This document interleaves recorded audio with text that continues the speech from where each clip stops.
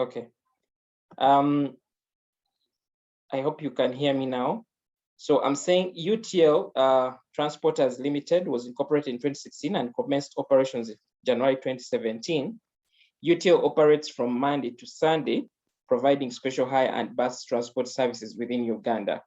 The Chief Executive Officer promised to provide quality transport services to customers as invested in UTL's mission. UTL's vehicles are designed with the state-of-art technology, making them highly comfortable to the passengers. UTL commenced business with 10 special hire cars and 8 buses. Special hire cars operate within Kampala City as at a standard rate per passenger of shillings 135,000 per hire. Special hire car drivers are expected to report minimum daily cash collections of 270. There were no reported mechanical breakdowns. Okay. And they're also saying us that buses are registered to operate from Kampala to Arua, Kasese, Kisoro, and Lira. Each bus is licensed to carry 48 passengers. UTL charges a uniform standard fare per passenger of 35 for all buses, irrespective of the location. Okay. So the board of directors was geared up by the financial performance report for their for their of operation that ended 31st December 2017. UTL recorded a profit margin of 5.8%, with the board chairman termed exceptional performance for starting business. The accountant further reported the following costs. So they're telling us that UTL operated for 314 days during there and served 3,354 special hire passengers and 119,685 bus passengers. Special hire vehicles and buses in one day use this fuel at an average price of this much, and this at an average price of that respectively. Okay, so buses use diesel. So they are telling us that special hire drivers' salary was 10% of the revenue generated, and each bus driver was earning a monthly salary of that much. All drivers' remuneration was subjected to all applicable statutory deductions. So UTL pays a 10% contribution to NSSF for its drivers and administrative staff. UTL employs casual workers for buses only as conductors and ticket clerks. During the year ended 2017, during the year 2017, 384 bus tickets were issued in the day at a cost of 750 per ticket, and 3 conductors were deployed, each at that value. So UTL incurred 3,162,000 for special hire, and that for repairs and maintenance during the year. Also, 2,037,960 was also expensed on other variable costs, of which 30.3% related to special hire services.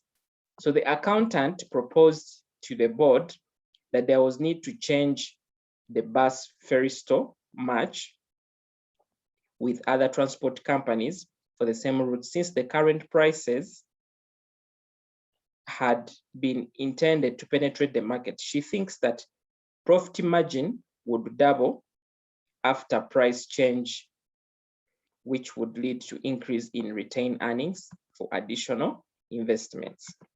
So the board referred to the 5-year business plan in which fares were planned to be changed in the fourth year after gaining reasonable market share.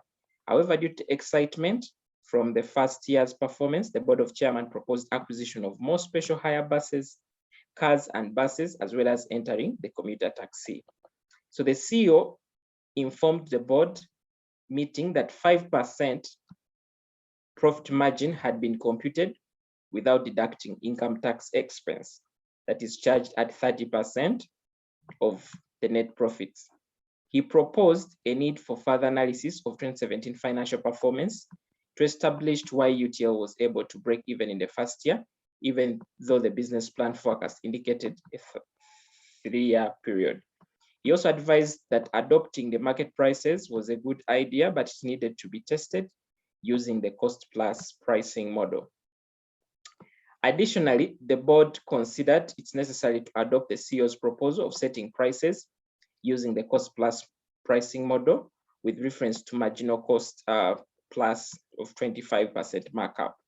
They also discussed the necessity of carrying out customer profitability analysis and applicability of the price scheming policy. So the board unanimously resolved to recruit a finance manager who is a certified public accountant at a monthly salary of $5,750,000 to be responsible for such technical analysis and advise as may required by senior management. In order to be sure about their decisions, the board has hired you, a management expert, on a short-term contract. So they're saying using the financial performance of 2017, advise the board of UTL on the effect of the cost plus pricing method to selling prices. Now, and then they also want us to the effect of income tax, the finance managers, and the cost plus pricing method to profit margin. Okay, and then the finance manager salary and the cost plus pricing method to number of hire buses, number of special hire cars and buses needed to break even. So what you needed to do with this question is, one, you needed to basically compute the financial performance, okay? And remember, they have given us most of the information, okay? Remember, they have, when it came to profit, they only gave us in terms of percentages. But this whole information, we can be able actually to determine what? We can be able to determine in terms of how much did we spend vis-a-vis how much the company earned, okay?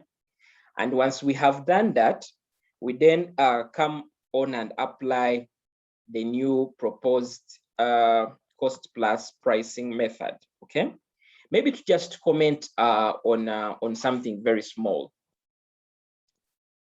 Cost plus pricing, basically the principle is determine the cost and add a margin and get your price, okay? For example, if at all we incur, let's say maybe if I'm into maybe a caking business and I incur over 50,000 to make maybe a 2-kilogram cake, okay?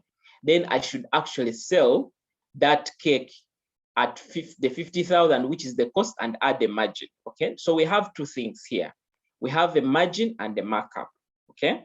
We have a margin and the markup. So if somebody says that we are doing a cost plus pricing, now the cost plus pricing usually looks at the markup, okay? But the markup and the margin have a relationship in them, okay? I don't know if you know what a markup and a margin. Do we know the formulas?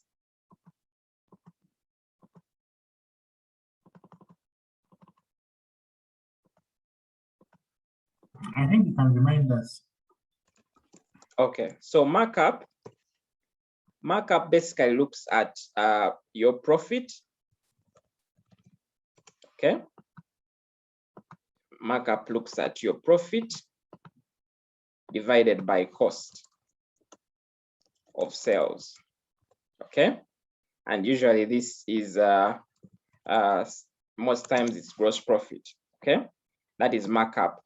And then margin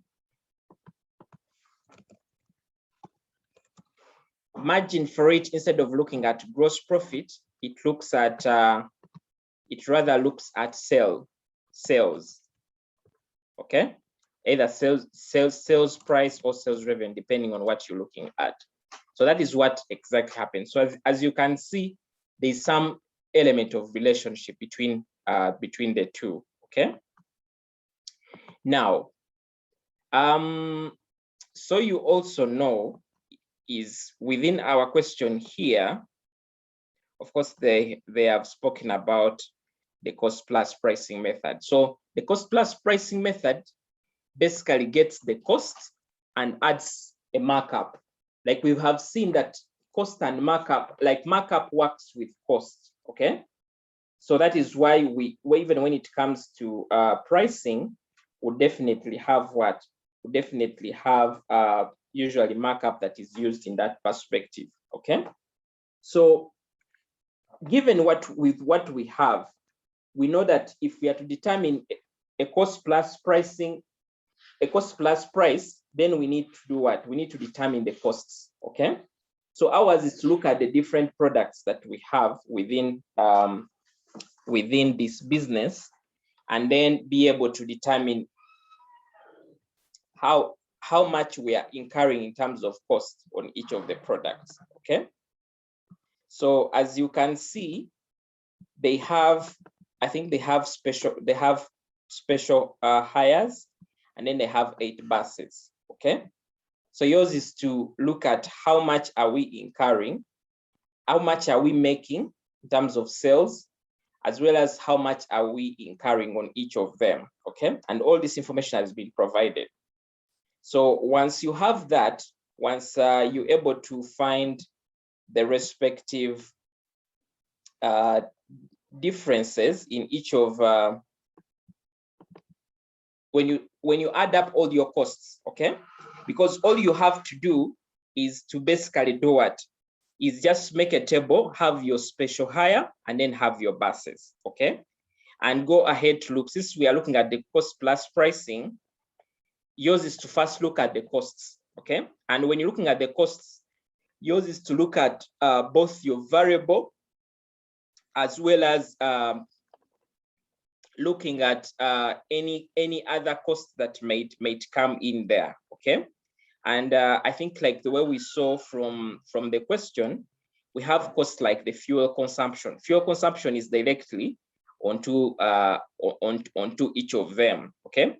And when you look at exactly what we have, they have given us how much we actually incur on fuel for each of the respective vehicles, okay?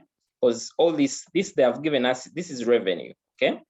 And remember, we are not going to use this this kind of way of pricing. The decision we are making is on when it comes to us using the cost plus. So yours is to proceed to look at the cost. So I think we are seeing here that we have fuel, okay? So after you've drawn up your table of special hire and buses, now look at the fuel, okay? Now, fuel, as you can see, fuel is basically coming in based on even how many, let's say, buses we have, okay? And they have also told us about the liters, okay, at hand, okay? So you're able to do that when it comes to fuel. And then the next thing you also do is the salary, okay? And as you've seen, for salaries, we have the 10%, we have the salary itself, and then we have the 10% contribution of NSSF. All those needs to be included as part of the costs. All that we are doing here is making sure that every cost we are recording it, okay? Because that's our cost plus pricing method. We have to accumulate all the costs and then be able to add the respective markup, okay? Yeah, that is what we basically do. And then once we also move down here, we also have repairs and maintenance. So we're also able to record the repairs and maintenance. So at the end of the day, yours is to determine how much in total have you incurred, do you incur on, let's say, your buses, okay? And then how much do you also incur when it comes to your special hires, okay? And then once you have that, now in most cases, like we have seen, most of the information we have relates to the costs, okay? So you're able to get the total cost, and then you're able to add the respective markup. Now, if you try to look at what we have here within the information they have given us, They have also given us, you see what they have given us? They have given us this 25% markup. So after you've accumulated up your cost, yours is to now come and apply the 25% markup. And like what we said when it came to our table here, if you're looking at markup here, sorry.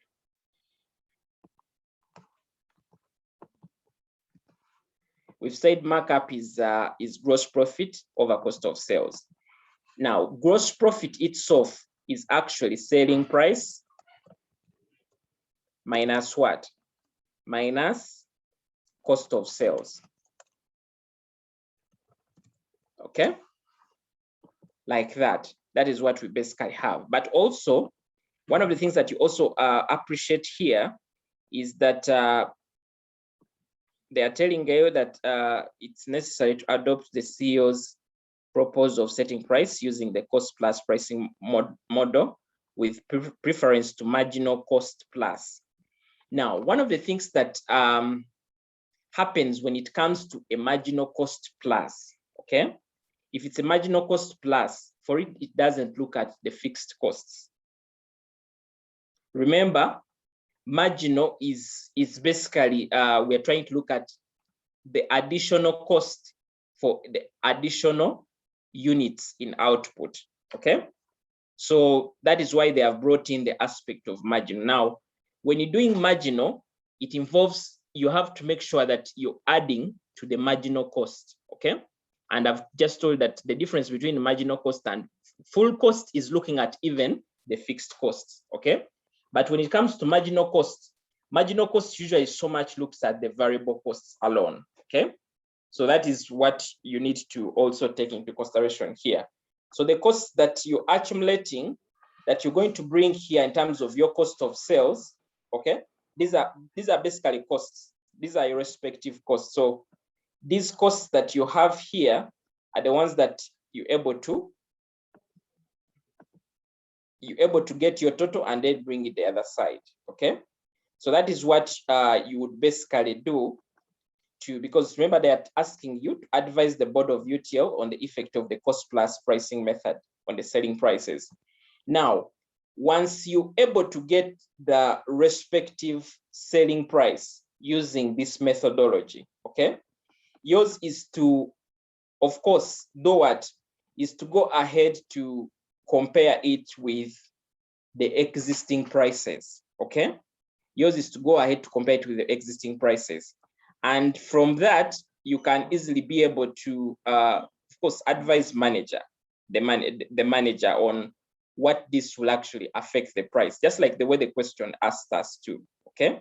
So you're able to say maybe based on the calculation, maybe the passenger price for special hire will increase from this to this, and maybe for buses it will increase from this to this, like that. So that's what you have to do. So yours is to calculate the marginal cost, and what you do, you go ahead to add a markup, okay? And then you're able to determine your sales, okay? And then from that, you're able to get your unit price. Now, also to note, from this information they have given us in this question, as you can see, they have given us information in terms of totals, okay? Like I'll just show you something small. Like for example, they have told us that UTL incurred 3,162,000 per special hire, and then we have 34,000 per bus for repairs, okay?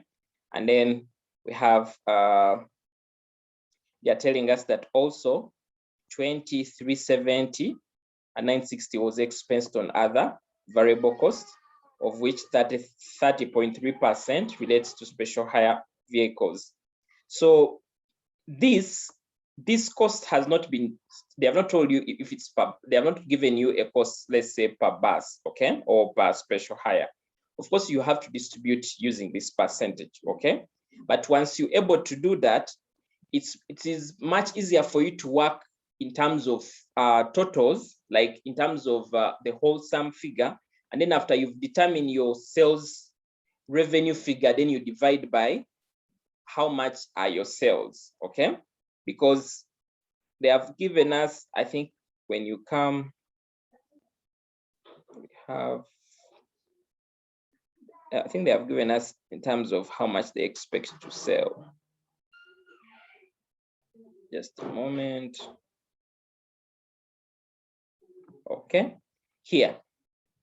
So as you can see, they have given us what they expect to, what they actually sell in terms of special hire and then the buses. Okay, so this is the similar information that you use when you're trying to, let's say, get your unit selling price in case you're using the cost plus pricing. Okay, so that is very important for you to have in mind even as you're trying to calculate. So you have to make sure that you accumulate your costs and then able to find the unit selling price after adding a markup.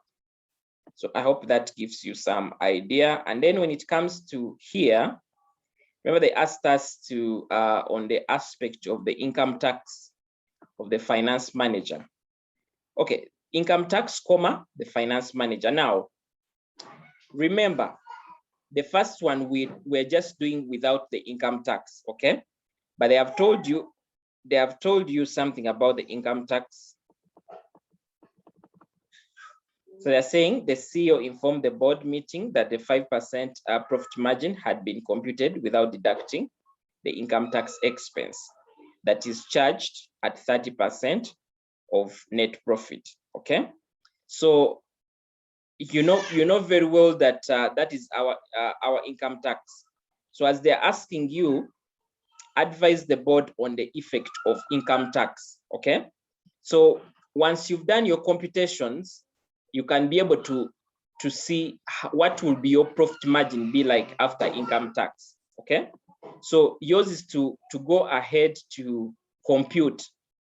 Look at 2017, okay, and look at for example, look at your sales. Okay, look at your sales revenue, because remember they just gave us a contribution, they just give us a profit margin in terms of percentage. So here you have to actually compute for 2017. So you look at your sales, okay?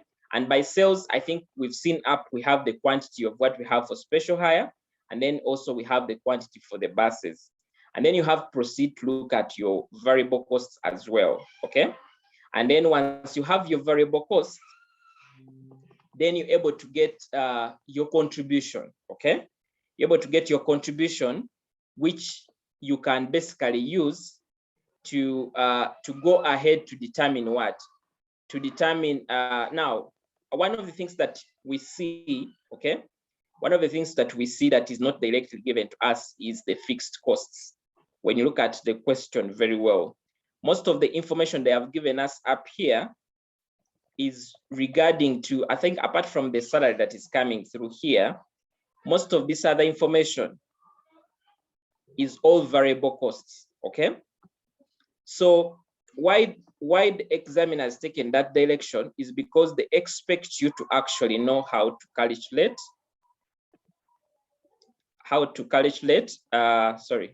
they expect you to basically know how to calculate the profit margin. So let me just come here.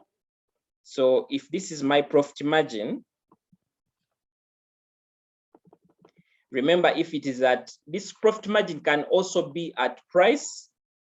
It can be on the gross profit, okay, but it can also be on the profit, okay. Now, like the way they have told us in this scenario, I think if you to see here, they are saying the CEO said that okay, informed the meeting that 5% profit margin had been computed without deducting income tax expense. So ideally, this is it's not a gross profit margin, it's a whole profit margin, okay?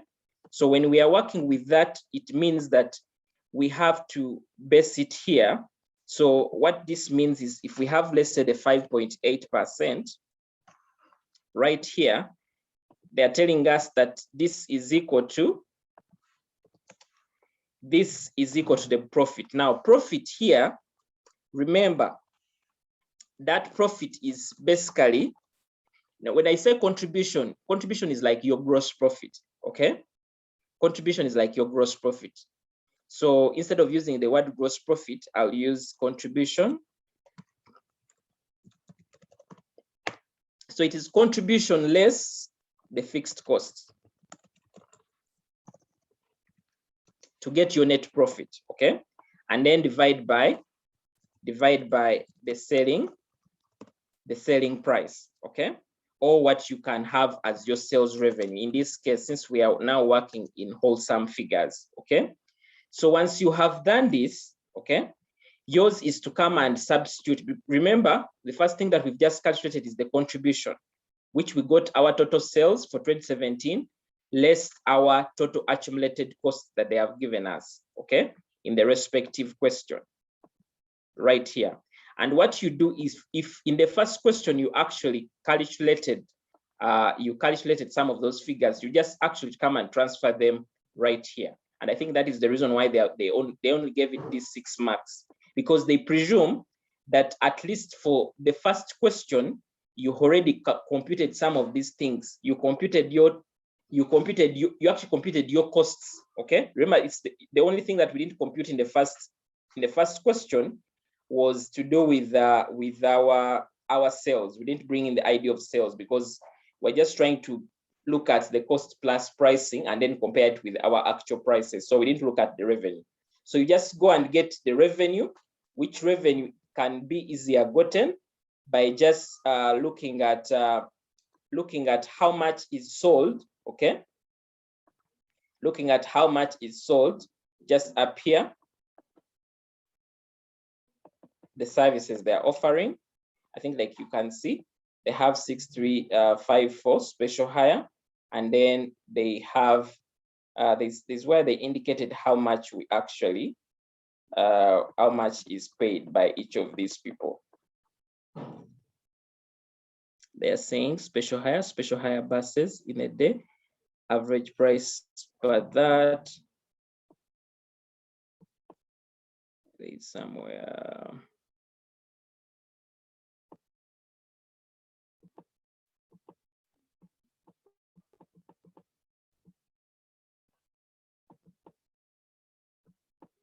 Okay, right here.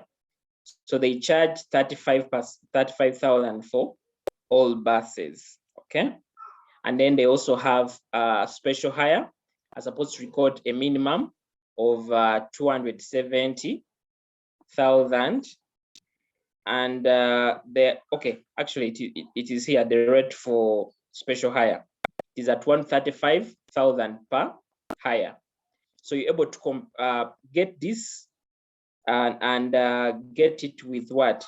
Get it with how many customers that you're serving. The same way, this would be multiplied by the 35. So you're able to get your revenue. And then the variable cost is what you actually calculated in the first question when you're comparing the respective prices, okay? Yeah, so that is what you basically do. And then when it comes to this other last, I think you can see they have actually combined. They have gone ahead to do a cost plus pricing, which is here. And then they have also asked you about the finance manager's salary. So the finance manager's salary is actually right here. And remember, that is just the salary that they have given us. But that salary would also come, of course, it would also come with certain kind of what?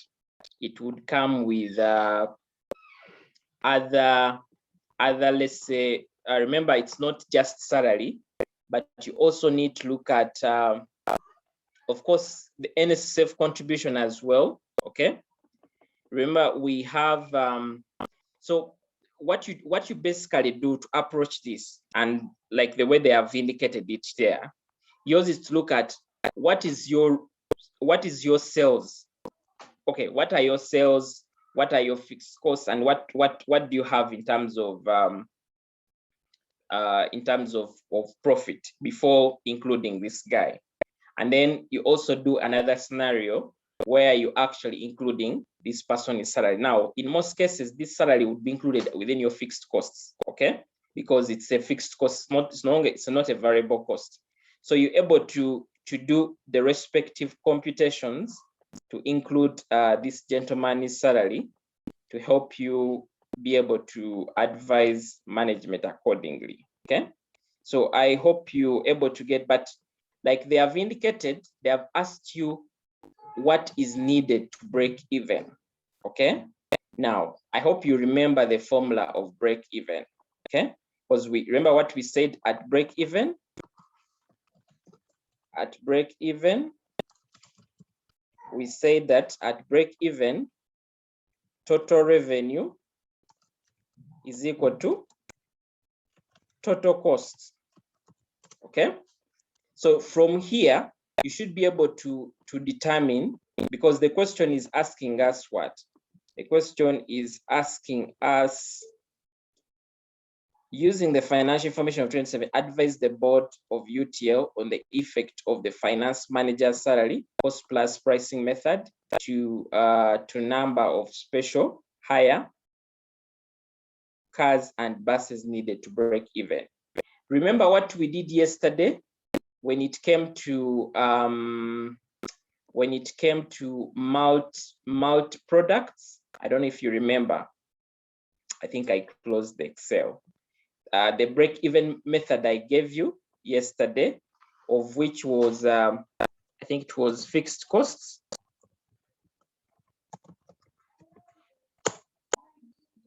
What was the numerator? Anyone who remembers?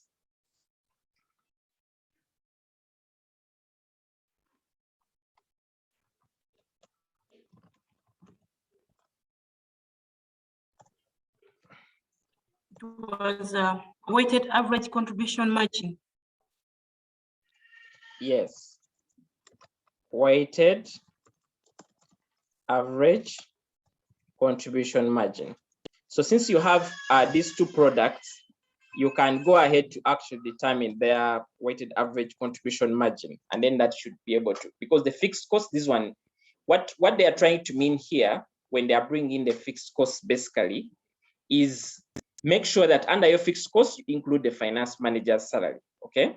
And then also go ahead to bring in the aspect of the cost plus pricing method. Remember when we are calculating our average weighted average contribution margin, we bring in the price because we do the sales mix as well, okay? And by doing the sales mix, we remember what we did. We looked at how much is sold, okay, vis-a-vis also in terms of the quantities. If you remember what we did yesterday, so that is the same process you should be able to use, okay, to be able to come up with that value.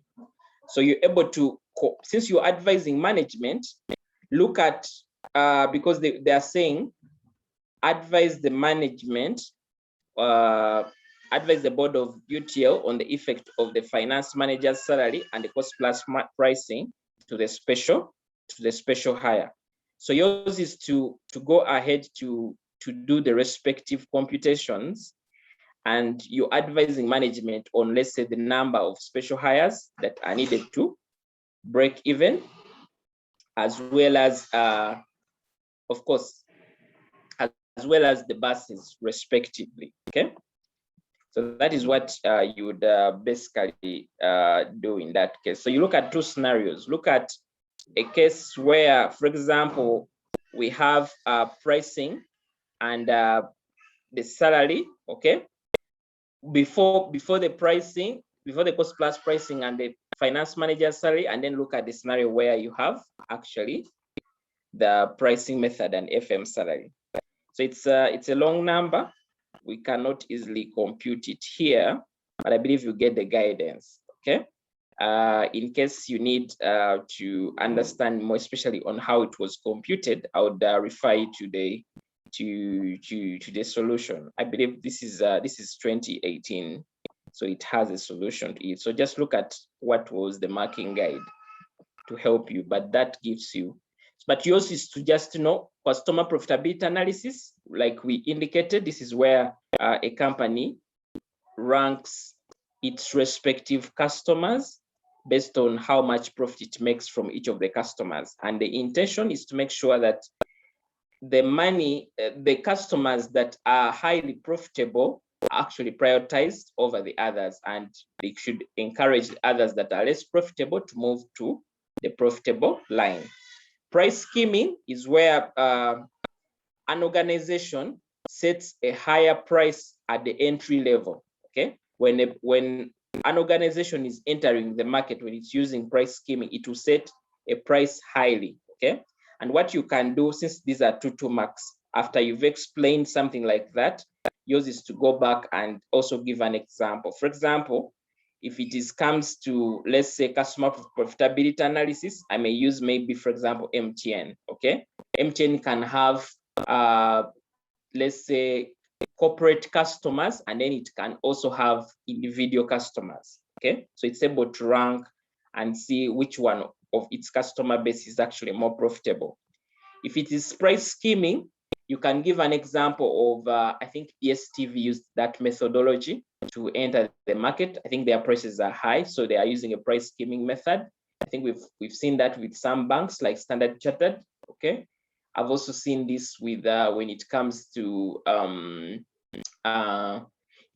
of the things with price scheming is that these are usually products of that are deep are thought to be of a higher value. Okay, so I don't know which other product they really came up with a price scheming, but you can think of actually even I think if you remember, if you read about the story of I think it's Celtel.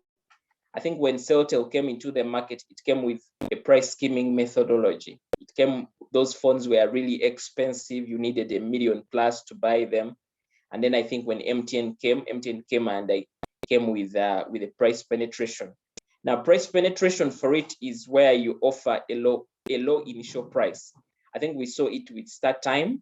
We also saw it with Walid. When Walid just joined the market, they lowered their prices, especially on their calls, and they attract a bigger number of people. Okay, so yours is to give something around there.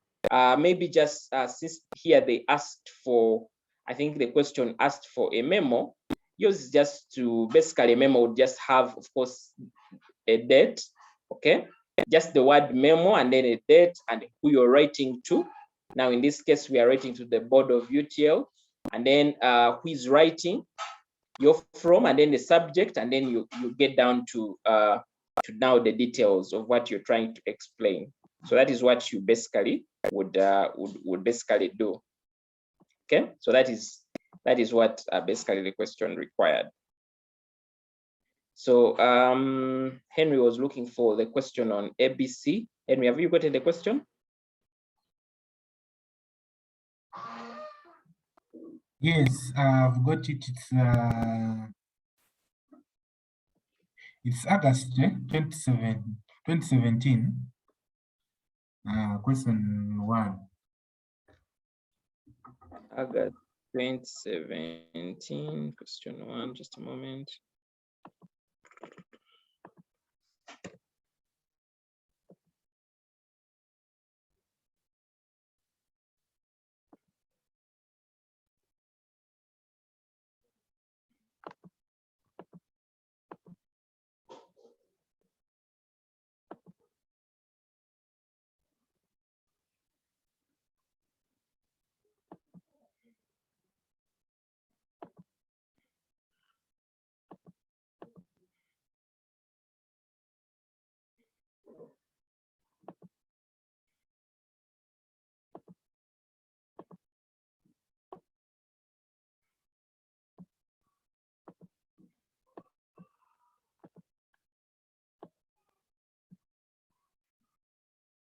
So as I get the question, I think one of the things that you should just do when you get to the exam is, in most cases, the examiner sometimes will not give you directly what you should be able to do, okay?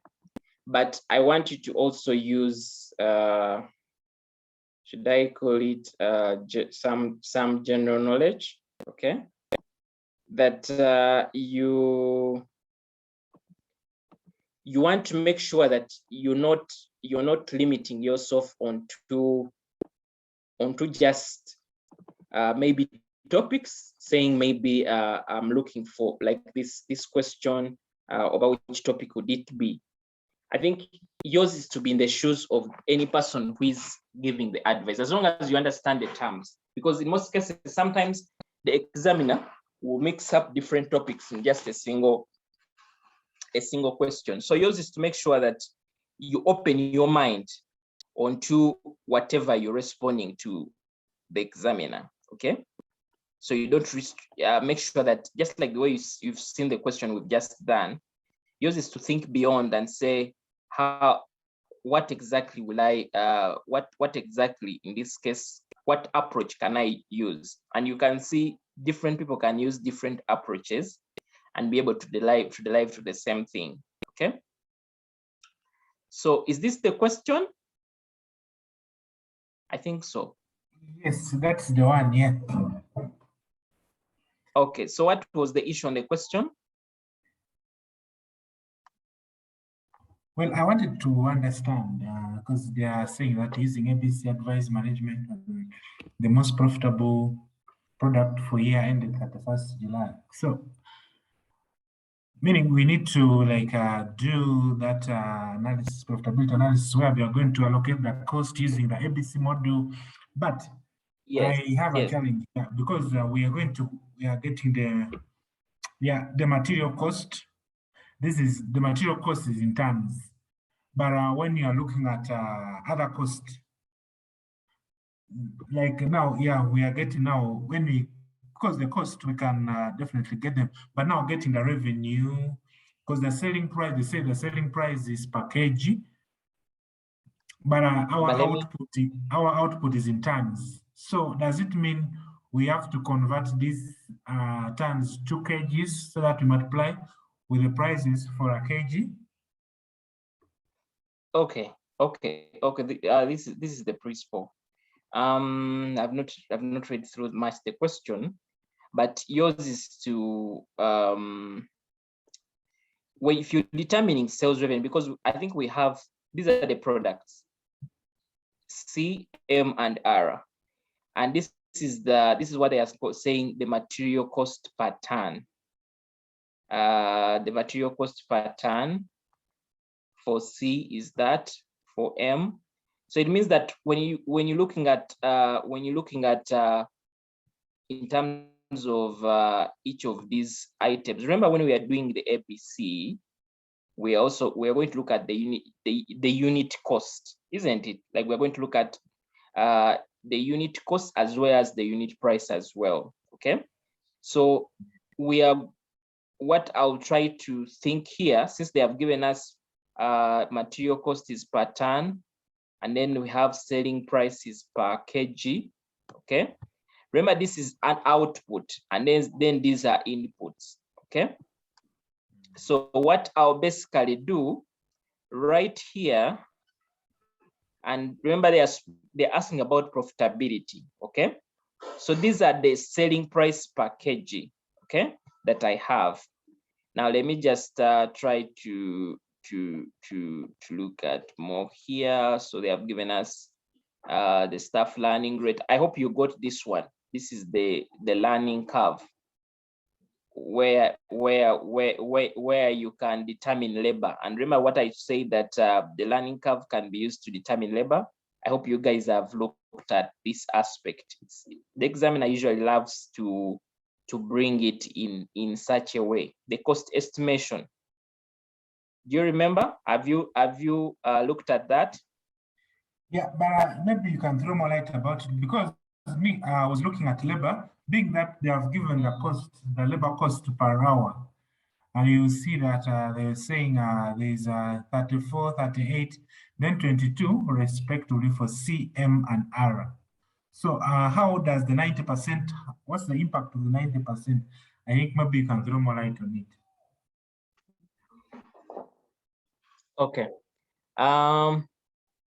Is this the all information about, yours is to find the number of hours, because right here they have told us that if you don't mind, let me read through this question maybe so we can easily follow through. So they're telling us that Musana Agricultural Mark is a company that processes and packages coffee, masala, and red chili. Mark has vast experience in agro-processing industry with standardized and automated costing systems in place. The industry market is extremely volatile and competitive, which requires companies to focus more on product profitability. Mark uses the activity-based costing to analyze product profitability and the just-in-time system for production. So they are telling us that this information was provided from their record. So they have given us the products with the respective selling price, as well as the material cost. And they have also given us the production output, okay, in terms of tons, okay? And then they have told us Marker's production staff learning rate is at 90%, used 34 hours and 38 hours and 25.5 hours to produce the first ton of C, M, and R respectively. Direct labor costs 105,000 per hour. Remember, if they have not given us the number of hours for labor, because even I think when I go down here, they don't speak of the labor hours. So yours is to use this concept to actually derive the labor hours, okay, for each of these, C, M, and R. So remember what we said with our learning rate. I'll just share one of my screens here. We said this is the formula that we use. We have our Y, and this Y is the cumulative average number time per unit produce X units, okay?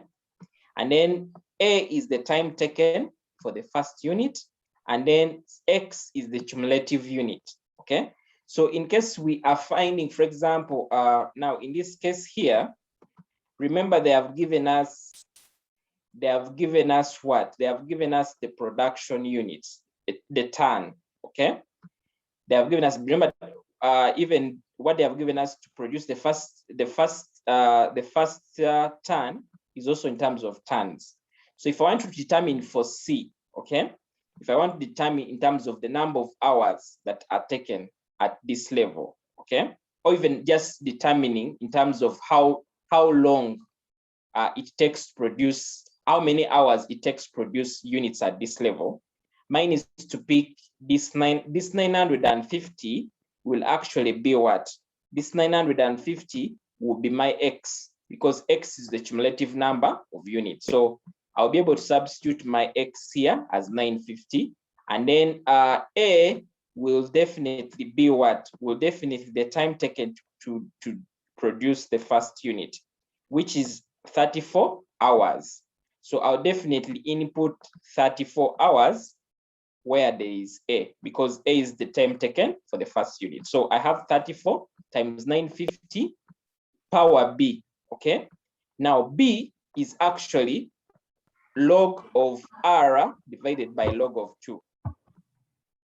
And R, they have given us to be 90, is it 90%? It's actually, yes, 90%. So I'm able to substitute it right there into my formula. So I have all this that I have here. So I should be able to get my Y. Now, this Y that I'm getting is the cumulative average time per unit produce X units.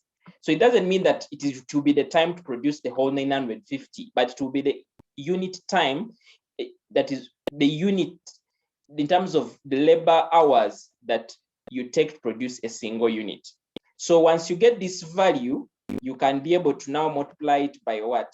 Multiply it by the 105,000 per hour to get the unit cost for labor that you're going to include under your variable costs, okay? So do we get the principle?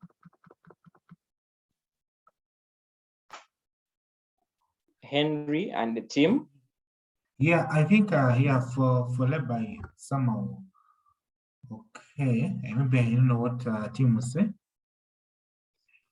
Yeah, but that is how we would actually, and that's where you would use the learning effect in this. Every time you see somebody saying learning effect, you just look out for this error. Of course, you have to make sure you know the formula. You just look out for this error, and you just look out for the 34, and then also look at what is the number of output at that level. Okay, so that is why we have used it. They have given us the 950. Okay, and that was one of the use for that. Remember, when you're doing ABC, all that we are looking at are unit costs. So we are not going ahead to multiply to find the total number of how much we are spending on labor. Since they have given us material cost per unit, that is good. Okay. Now, so meaning, meaning after that one gives us now the unit of labor. Yes, that will give us the unit price for labor. Why is the unit of labor? Yes. Okay. Yes, on each. That will be it. So I believe these were the variable costs. Okay. And then they go ahead to tell us that now the overheads, the production overheads. We have the machine there, we have the material hand ordering, we have the storage, we have the packaging. And then they have given us the cost drivers right here. So mine is to know that if I don't know if they went ahead to indicate what influences the other, but as you can see, if material ordering is so much around inventory orders. If it's package, if it's okay, packaging is not direct, but I think we have machine setup, and then we also have material ordering. So machine setup could run around here. I want to look and see. So what they have given us down is the packaging cost, and they have told us that this is allocated based on the production output, which we have right here. So we can be able to allocate all of them. Okay. Some cases where they don't indicate this, just use the production output basically. Okay. So once we have that, they're telling us the brand manager of C and R are proposing to management that product M should be dropped because it makes losses, which affects their annual bonus. However, the brand manager of product M claims that markers costing and pricing system are not appropriate. This has led to charging a low price to product M compared to a similar product on the market that sells 3,500. The finance director recently returned from Japan, where he was attending an international conference on modern costing techniques. One of the facilitators, CPA David Mukisa, singled out target costing as one of the appropriate costing techniques today if the company is to survive the stiff competition, global competition. It was indicated to participants that the theories of reverse and value chain engineering are also useful in implementation of target costing. I think we did a lot of a class on that. So they are telling us the finance director has proposed the board of MAC that target costing should be piloted on product M. I believe we know target costing, where we have to go and get the price in the market, come and work backwards. What is the price in the market? What is our preferred margin? And then we're able to get what should be our target cost. And then we're able to compare with how much we're actually incurring. Then we're able to reduce the gap continuously to make sure that we are fitting within the target cost. So they're also telling us that the finance sector has proposed to MAC that target costing should be piloted on product M as a way of settling disagreements between brand managers and testing its relevance in improving product profitability. The board has reviewed the finance director's proposal and suggested that the pilot project should start at the beginning of 1st August 2017 with a target markup of 25%. So this is the target markup, okay? And like I said, markup is on cost, it's not on price. So you need to be able to compare those. At least you need to go to the exam when you know the respective formulas. So they're also telling us that the following information relates to the revised direct cost for production of 1 of kilogram product M in the year beginning 1st August 2017. So they have given us the information here, inputs, and so on. Okay.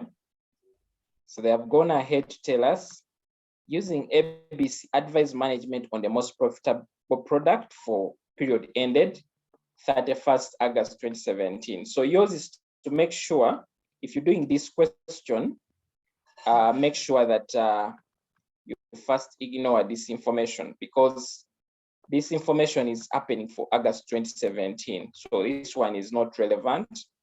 And then this one is also not relevant at the moment. So yours is to concentrate on just basically preparing your profit statement, look at the price, and then look at the costs. You asked some question to do with do you use kgs or do you use tons? Okay. I think what you do, since we are seeing that production output, then these are 950. These are the production outputs they have given us. 950, 750, and 900. Okay. Since they are in terms of tons, then you would have actually to proceed to look at the price also in terms of tons. Okay. So you're able to, this is per ton, per kilogram, and 1 kilogram, okay, 1 ton has 1,000. 1 ton has 1,000 kgs. So if you're trying to look at from the perspective of a ton, you definitely have to take that direction, okay, to be able to look at it in terms of tons. So that was the only thing. I believe that you can use this information to actually allocate whatever cost that you have, your overheads. Can you be able to? Yes, I think allocating there's no problem. Yeah, but I think it's good that you've interpreted the 90%, because I think that's where there was some challenge. I think it's quite clear, but also maybe now you can also interpret part B of it, where there's that just in time bit of it, because it's just in time or it is a costing. Let's see.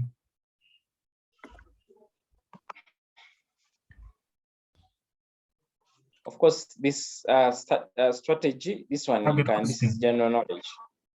Yeah, using target costing, determine the expected cost gap per kg of product A. Remember, with target costing, what we do, we're able to get to the market, and then we're able to get what is the price in the market, what is our preferred markup or margin, whatever it is, and then able to determine our target cost. Okay.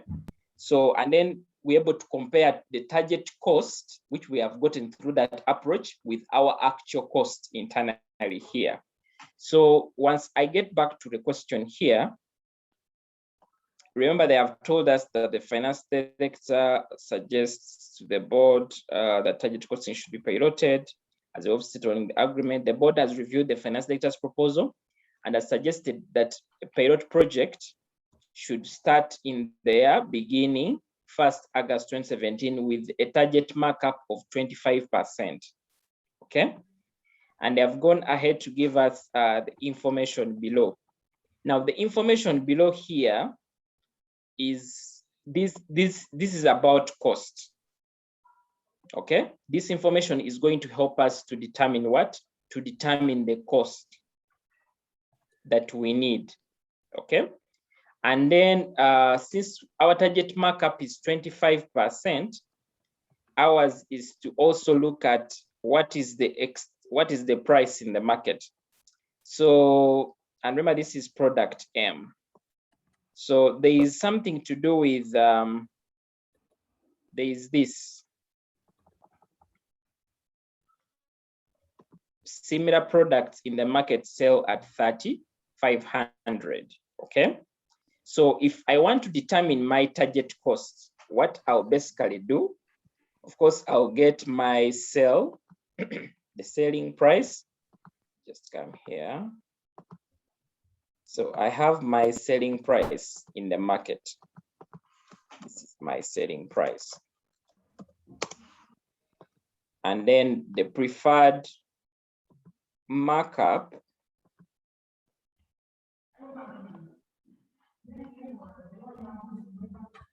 is 25%. So like I said,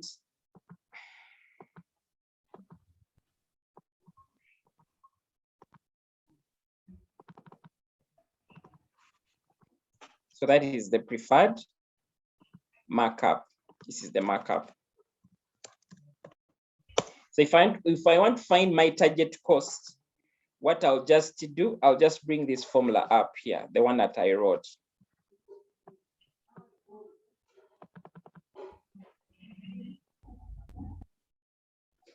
So markup is gross profit. This one I'll change it and do it like this. This I'll call it. Now, every time I don't have like gross profit and I have the selling price, mine is to change this in terms of selling price minus cost of sales. Minus cost of sales. Okay? Or minus cost, whatever it is, but it's the same principle. So if I want, if at all I've changed it like this, then I can be able to substitute what I have here. So I have 25%. Okay. This is equal to the gross profit is now selling price. I have my selling price, which is 3,500 minus my cost. Okay. I can even call it my cost. Okay. Or target cost, whatever it is. And then this is divided by still cost or cost of sales, whatever it is there. So once I do that, I can now just cross multiply this and I'll have 0.25. Cost here is equal to 3,500 minus cost, like that. So I can bring this cost this side, this cost this side, and I'll have 1.25 cost, because this cost is 1. So 1 plus 0.5 is equal to that, is equal to, you can change, you can select cost bx if it confuses you, and then you can be able to get your cost to be 3,500 divided by 1.25. 3,500 divided by 1.25. So my target cost is actually this one, 24,400. That is how I would calculate it. Is this fine for everyone?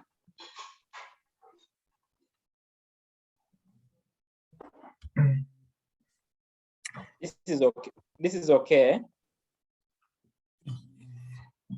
Me, I think my challenge might be the cost of sales. So we multiply both sides by cost of sales. Let's see. When we are cross multiplying here, we multiply this side by cost of sales and multiply this side by cost of sales, and this side cancels. This side remains with 0.5 of cost of sales to equal to this. Okay, it's fine. You get it, eh? Yeah. Yes. So this will be our unit cost, target cost. So with that, we have to come back to what we have right here. In terms, they're telling you that the information relates to the revised direct costs for production of 1 kilogram of product M. Okay, remember, even the selling price is per kilogram. Now, so you're able to now determine what is the cost that you're going to incur. So they have given us information on inputs as well as production. Okay, production labor as well. So they have told us that it will take, okay, for labor, it will take 0.75 hours, and the unit cost per labor is 4410. So we're able to determine the labor cost here. So ours is to now get the materials, and I think that is where they tried to bring in some more information. So they are telling us that Jinga requires 1 kg, and the unit cost is actually this. But then further information, they are telling us that Jinga is bought in batches of 4,000 kgs, and the delivery cost per batch is 0.84 million. Now, yours is to determine what is the delivery cost for a kg of Jinga. Because remember, the 1 kilogram of product M requires only 1 kg of Jinga. So yours, in addition to the cost of the direct Jinga, yours is to determine also what is the delivery cost. And they have told you that they buy them in batches of 4,000 and delivery cost per batch is 0.8. So what I will do, 0.84 million divided by 4,000, I should be able to get the delivery cost on each single kg of Jinga, which is an additional cost that I should consider as well. Then they're telling me that 2% of the purchased flavor is lost during the production process. 2% of the purchased flavor is lost during. Now, this loss is supposed to be an additional cost of production. Okay, so they have told us that here, each kg, each kg of product M requires 4.75 grams, and the unit cost is 1,750. So what I will basically do right here is this 4.375, I will multiply it by 1.02. I don't know if you get. Okay, what you do basically is get 2% of this and add it on this same cost of flavors. This that is lost, because they already have given you what is needed for a single kg, okay, which is 4.375 grams at 1,750, okay, per gram. So yours is to make sure that you determine how much flavors will be needed, and then you know that as these are needed, there's a 2% that is actually lost during production. So you have to determine the 2% of this value and add it as part of the cost. And then they are telling us here that 10% of hours paid to production workers is for idle time. Okay, so you also have to make sure that you're taking that into consideration, because they have told you that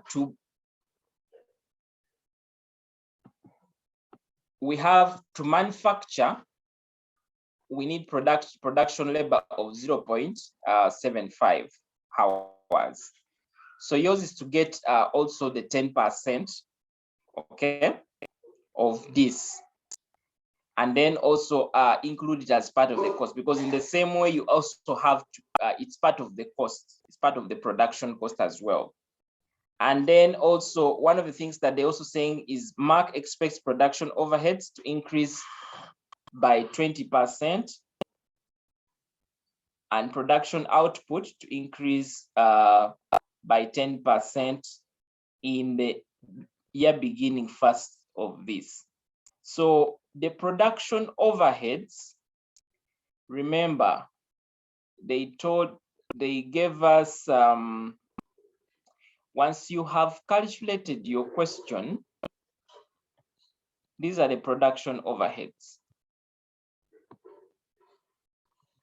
You should have gotten the unit cost for M when you're doing the production overheads. You should have gotten the portion for M of the unit production overheads for M. So those you should be able to translate it with what? With a 20% increase. So you should, it's actually, yeah, 20% increase. So make sure that you incorporate the 20% increase as well within that respective. Because at the end of the day, all you're trying to do, because they are saying determine the cost gap, the expected cost gap per kg of product M. So the whole principle is to accumulate all the costs. Accumulate all the costs and then be able to compare what we have got on the other side with this. So I hope that helps. Yeah, I think that one makes some sense. Okay. So part of it, because there's that thing of yeah, process. No, it's fine. The rest okay. I think they're fine. The process of costing one, I think it's fine. Okay. Okay. So do we have any other challenge? Yeah, I think can you question to December 2020. Question 2, December 2020. Let me just try to check and see.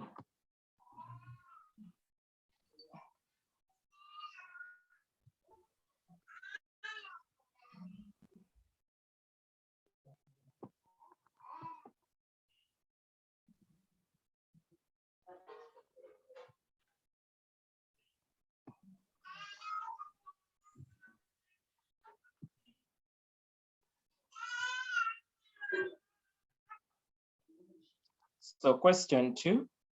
Yeah. Right here, December 2020. Just a moment.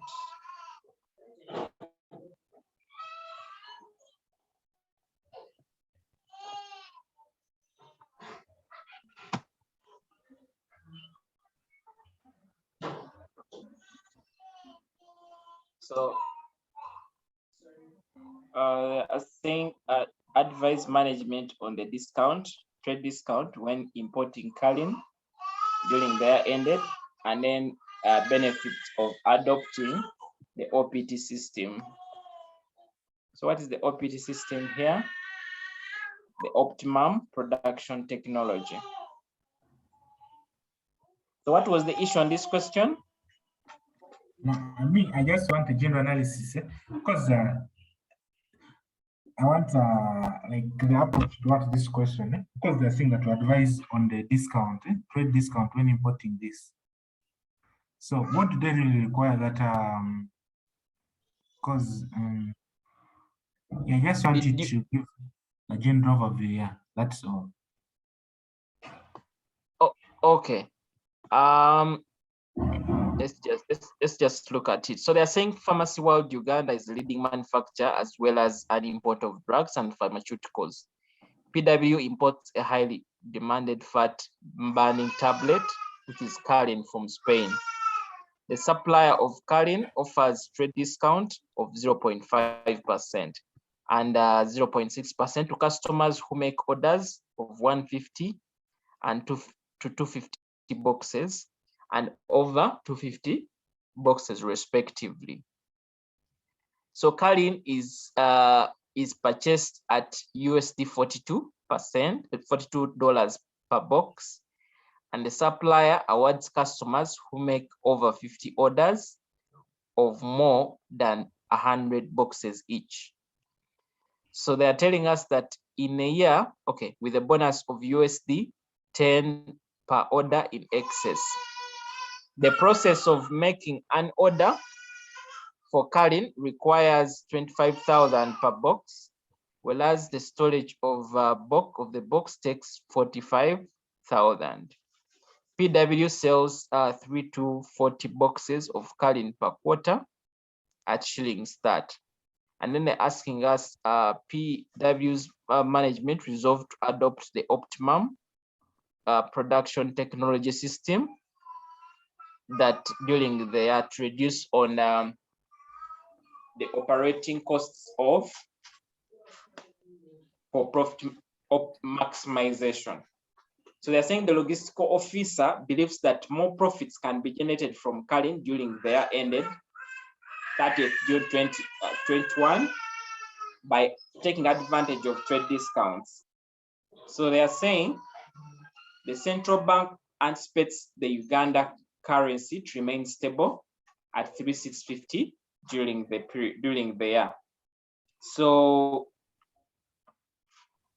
at PU, as PU management accountant, PW management accountant, you've been approached on the issues. Now, I don't know if you remember when we were trying to look at inventory. We also looked at aspects of the effect of discounts onto the EOQ model. Okay, this optimal, this methodology is not in any way different from what? From EOQ. Okay, this is the same thing of EOQ. So yours is to make sure that because at the end of the day, what we want to look at is how much are we making from the discounts vis-a-vis how much actually we are incurring in terms of remember when we have discounts, we have what we call we are buying in bulk, so it means that it's going to increase our holding costs, and which they have already included here. They have told us they require 25,000 per box. So I think the whole principle here is to make it, you're basically doing a cost benefit analysis between how much you're going to incur in storage costs vis-a-vis how much you're actually going to make when it comes to taking on the discounts. Okay, so that should be that should give you at least, I think, some starting ground for you. I don't know what exactly might have maybe confused you much about the question, because if you have, for example, like the way they have brought us, they have given us different kind of information. Okay, so yours is to look at the different costs, like I said, look at the holding costs, and then look at also the effect of the discount on actually your respective inventory that you're bringing in. And then from there, you should be able to also, one of the other things that you may need to look at as well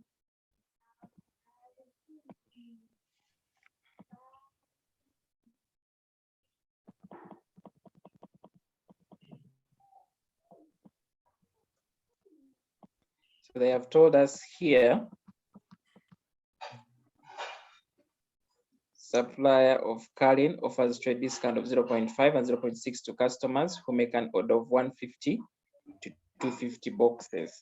So they have given us that respective value that we have right there.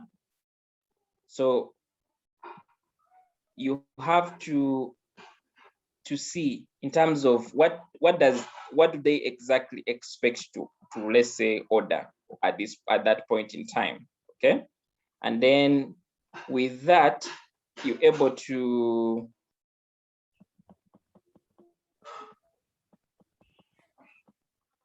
So maybe for more clarity, like I think the supplier offers a trade discount of 0.5 and 0.6 for customers who make orders from this and that. So when you're making your profitability analysis, or when you're making an analysis, so does it mean you have to test all the two, like all the 2 percentages, or you just go with one? And also I'm seeing here we are having a cost that's the process of making an order for cycling cost, that ordering cost. So is it also, yeah, I think it's ordering cost and holding cost. Yeah, no, but just the first one, yeah, when you're making analysis, that are we going to do the analysis for both 0.5 and 0.6? We make like two separate ones, so like on that same sheet, we cater for all of them.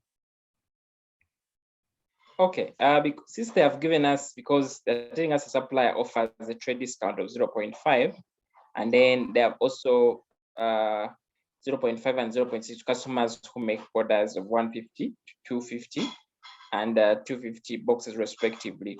So I just want to basically know right here about PU's orders. So they are telling us that, I think since they have given us two scenarios, ours is to actually look at both the two cases.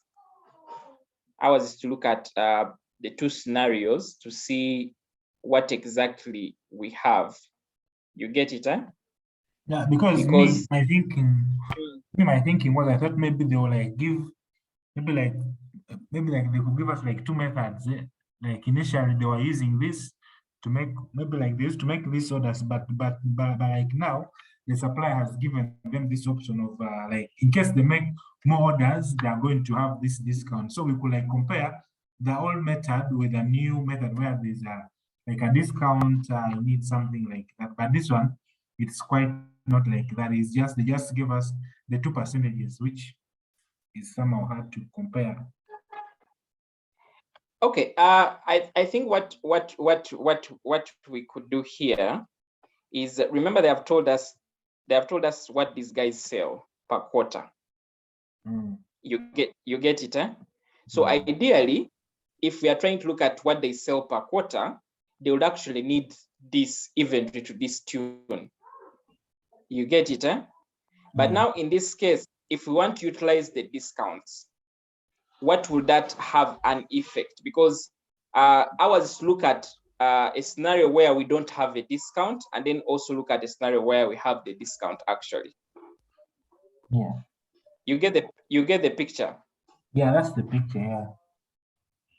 Yes, so at least they have given us the two circumstances, so you can easily be able to look at those different circumstances, and they should be able to help you to get what you should be looking out for. That is what I would think a little fast on the question, even as you attempt it. Okay.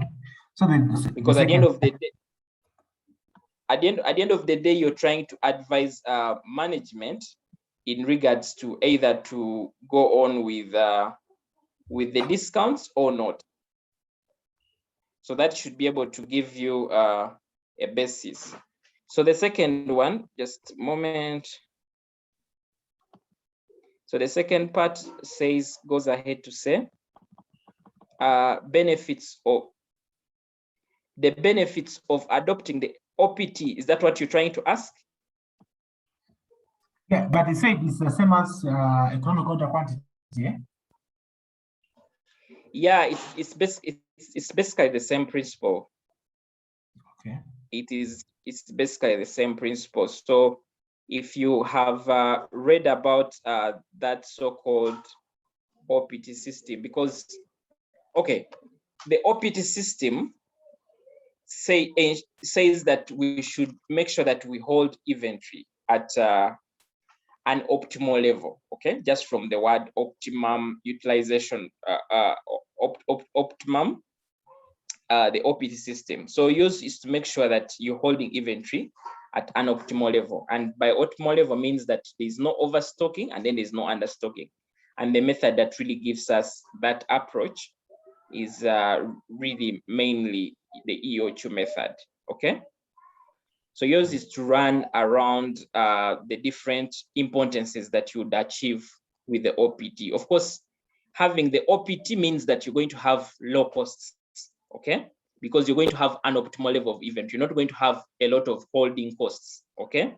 And then also having OPT, it means that you're going to have, you're going to also have maybe quality products as well that are coming in, as well as in terms of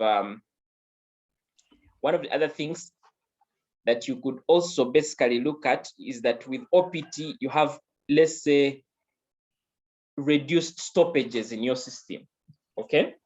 So when they say OPT, you can also think it from the perspective, there's that system that we looked at. What was it? Was it the materials planning resourcing system? Was it an MRP? Because they work hand in hand when it comes to managing inventory. The material requirements planning.